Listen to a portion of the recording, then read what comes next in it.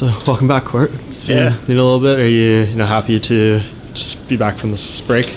Yeah. Not a break. I had a labrum surgery, right? Complete labrum repair, 9 anchors. So yeah, it feels really good to be back. Yeah. What was that? The injury suffered in the last fight, or was it something outside? Yeah. Suffered in the last fight, I guess. Tore, repaired. I wasn't gonna have it repaired. It was super sore, but I sneezed when I left the doctor's office, and my shoulder fell out of socket, and then popped back in. And I was like, all right. So I turned around and walked back in. I was like, I think I need to get it fixed. So he did. He scheduled it. 2 or 3 days later, I had it. That was in January, so it was like a month and a half after the fight.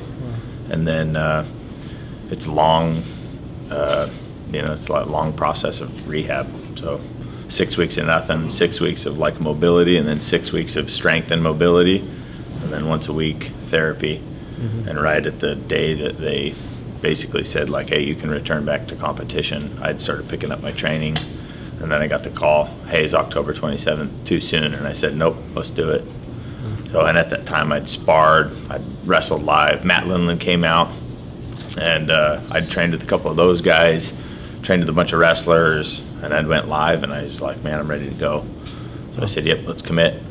Sent me the contract. Boom, here we are. So that's a legit story. You sneezed, and that was... Sneezed when I left, dude, and my shoulder went gonk, gonk, and I was like, uh-oh, okay, I better get it done. Because that's what he asked. He said, has it dislocated? And I said, no, I don't think so. But a couple of times it felt like it was going to. Like in the fight when I would lock up on a shot and I would get stretched out. Like it was just like real, it was loose and wobbly. And it felt like I'd worked out on it, whether I did or not. Like it was sore and tired all the time. So, challenging to punch and move and lock up and tie up. So that's far from your first injury. Was there ever a point where you thought, hey man, that's it, I got to pack it in? No, so that was in the 8 years I've been in the UFC, just over 8 years. That was the 7th surgery that I've been put under for, outside of like little lacerations and stuff. So like major surgeries. No, the wrist injury was rough because they had to do a couple of revisions, and it didn't take the first couple of times. So that one I questioned a little bit. Like, man, I've been out for almost 2 years. I was like, I don't know if I have what it takes to compete, because people grow when you stop. And so I was just like, man, what should I do? The speaking, recovery speaking, motivational speaking is taking a bigger role. And I was like, I don't know. But I don't know, I prayed about it, man, and got the answer, surrounded myself with good people, my coaches, and they said, let's go back and get it. So I came back, and then I had a couple of great fights, and then this injury popped up, but I never questioned coming back from this injury. Not at all. I was ready, like, no doubt in my mind that I was coming back to compete. Having had layoffs before then, there's no concern about ring rust or anything, because you've been through it. Yeah, well, I don't know, man. Like the ring rust, I don't really believe in the ring rust itself in the competition. More so maybe like the exposure or a big crowd, or like the lights or the interviews. Like this is the challenging part to keep together for me.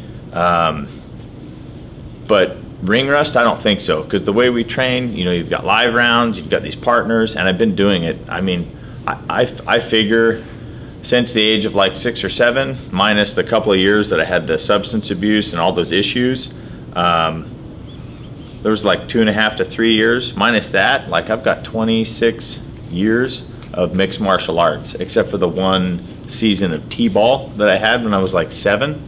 But outside of that, I've got like 13 to 14,000 hours of mat time.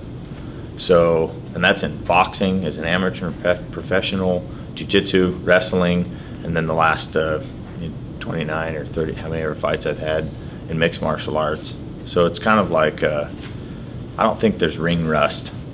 I think the whole experience kind of can be a shock, but I don't have that. So I'm not concerned with it. Coming into Moncton and fighting Alex Garcia, he's an adopted Canadian, let's say, so he's going to have the hometown advantage. What are your thoughts on him as an opponent?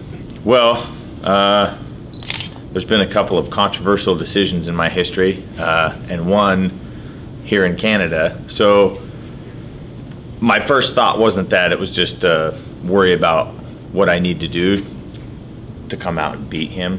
And I leave that up to my coaches. Rob Hanley and Mark Montoya. And so I leave that up to the coaches to game plan. But outside of that, like, I think that falls on the judging side. But if anything, it's more motivation to go out and finish him. So, yeah, the hometown advantage can be tricky sometimes, but there shouldn't be a hometown advantage if judges are doing their job correctly. So hopefully on that night they can come out and stay focused on how the judging is supposed to be done, and hopefully they're competent in their job. My job is to be a professional mixed martial artist. My job is to show up at the gym for thousands and thousands of hours. My job is to stay focused, focus small, dream big, and stay in the moment. And their job is to do the same thing, but judge my fight and his fight fairly. So hopefully that happens, and it doesn't have to come down to this hometown advantage shit, you know? So, but outside of that, I have thought about it, but I didn't let it doesn't deter me from focusing on the goal, and the goal is to come out and beat Alex Garcia. So that's what my goal has been since I signed it 8 weeks ago. And he's been, throughout his UFC run, consistently inconsistent, I guess you could say. It's been win-loss the whole time. Mm-hmm. He lost his last one, so you're expecting him to kind of come out of the gates hard for this one? Maybe. You never know. I don't know what to expect out of fighters. I mean, I've fought like guys with wrestling backgrounds, and then they come out and strike the whole time. Mm-hmm. And then I fight with guys that, oh, you know, I knock people out, and then the whole time they try and wrestle, you know, or, you know, like the last couple, they kind of like, they went around the ring. So, and I've always forward lateral movement, lots of pressure, lots of punches, volume. You know, I got the nickname the Crusher from breaking pipe fittings, but like that's what I do is I try to crush people's will. I try to push them until they break, because like that's an elusive feeling when you feel somebody break, and you guys don't get to experience that, but I get to experience that, and that's one of those things that like drives me and motivates me, is to 2 or 3 minutes into that fight, when you're in the fight, is just losing yourself in the fight and then pressuring that person, outstriking them, outworking them, out wrestling them, you know, just keep pushing, no matter what happens, until you feel that. And like that's like, you want a little shot of adrenaline, or you want to get a natural high. That's what I search for.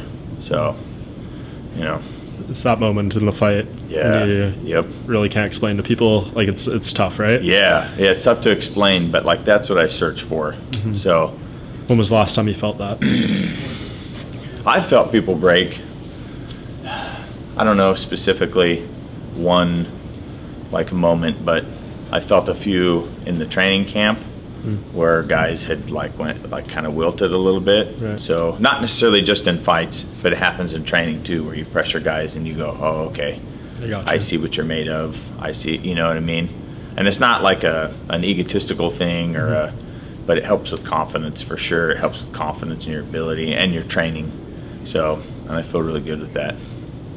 Speaking of recovery speeches, you were posting some videos recently where you're talking like really big arenas. So yeah. So how big a part of your life is that nowadays?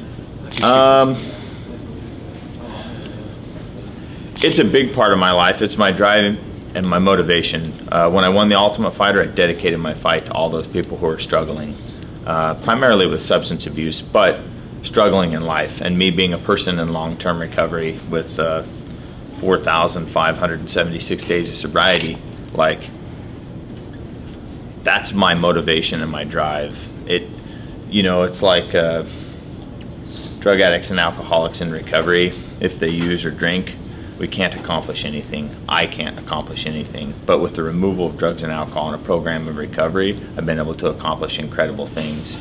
And so I was asked to speak by the officer who was responsible for me being alive, and a couple of engagements into, first was to law enforcement at the state capitol building in Utah, and then in front of a high school, and I had some kids come up after, and it moved me. I wasn't anticipating kids coming forward asking like, hey man, I need help, what do I do? And so I was able to use the platform that the UFC built me, the UFC fighter, the cauliflower ear, the beard, and it attracts those kids that are, you know, like I was, just a little wayward or a little on the edge, and they come up and they ask questions and they talk. So hundreds and hundreds of schools later, it's a big part of my life. I'm able to use my platform to help people. I'm able to use my platform to show people what recovery has done for me and make recovery look attractive and say, hey, listen, man, I've been able to accomplish a lot of these things without drugs and alcohol in my life. So speaking is a big part. It's my drive and my motivation in life. It's given me everything of any value in my life. When I first got sober, I didn't have anything. I had lost relationships with my family. I had no more friends. The 2 friends that I had both died of accidental drug overdoses. I'd lost everybody close to me. Lots of people that I grew up with. My girlfriend left me. I was alone. And now, not only did I reunite with that girl, my high school sweetheart, but I've been married, and the day after the fight we'll celebrate 10 years of marriage. I have 2 amazing children, both boys, 11 and 8, who've never seen me drunk or loaded. I have a home. I've been in the UFC for 8 goddamn years. Like, I think the average career length is like 1.9 years and 3 fights. So I've been blessed with this incredible career. I made it through 7 surgeries, completely non-narcotic. And I'm able to tell that to kids so that they don't take the pills that I took when I was in high school, get stuck on it, and end up dead on heroin or fentanyl-laced heroin 18 months after high school graduation, which is what happened to me. So I'm able to honestly speak from a place where I've experienced it. I'm not a cop standing up there. I'm not the principal standing up there. I'm not law enforcement. I'm not DEA. I'm telling you because I've been homeless and I've been strung out on heroin. I'm telling you that I accomplished these things without drugs and alcohol, and I've been able to make it through all these events in my life without the use of drugs and alcohol. Does that give you confidence knowing that probably nothing that's going to happen in the octagon is going to be any harder than what you've already been through? I think so. I mean, I didn't plan that, but I've been through some hard things. And like there's like going through the weight cut tonight and tomorrow, you get drawn out and it's tough, right? And I always sit back and I think like, well, I'm sitting there sweating hot, don't want to cut any more weight. I'm like, man, this is a lot better than coming off of heroin, you know? And so I say those things in my head, you know, and every once in a while to my coaches or people around me, they know, you know, I'll crack jokes like that. But it is serious. It's a lot better than being homeless, no food, no place to sleep, stuck out in cold weather like this, and strung out on heroin and no way to get more. So I'm like, man, this is actually hey, there's an end to this. When I make weight, I can eat, you know? But yeah, I think it helps me get through those situations, the challenges, and allows me to be the person that my higher power wants me to be, which is doing my best. And speaking of hundreds and schools that you've been to, so does that not only give you motivation, but does it also like add a little bit of pressure? Because you know that all these children are probably watching you and wanting you to succeed and everything. No, I don't think it adds pressure. It does give me more motivation though, more power, more drive, but not added pressure. I think the pressure comes from myself. I'm hard on myself and easy on others, so I think probably I'm my own worst enemy when it comes to pressure like that. You know, if people really care about people, all they care is that they do their best, and I know that. And so as long as I go out and do my best, I'm okay with that. And it's really none of my business what you think, or the 12,000 students that I spoke to last Friday. You know, it's like, they'll support me to support me, you know. So no extra pressure. But in that case, I didn't get into this business to lose. I came out to find a solution and to win, and I've trained that way. I did the majority of my camp out in Denver with a whole bunch of guys at Factory X, you know.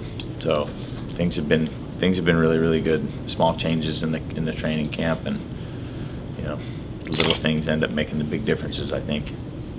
Do you think moving forward in 2019, barring any injuries or setbacks, we'll see you in the octagon a little bit more often?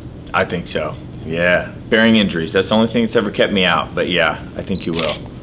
I think you will. I found a good stride in this camp and like a breath of fresh air.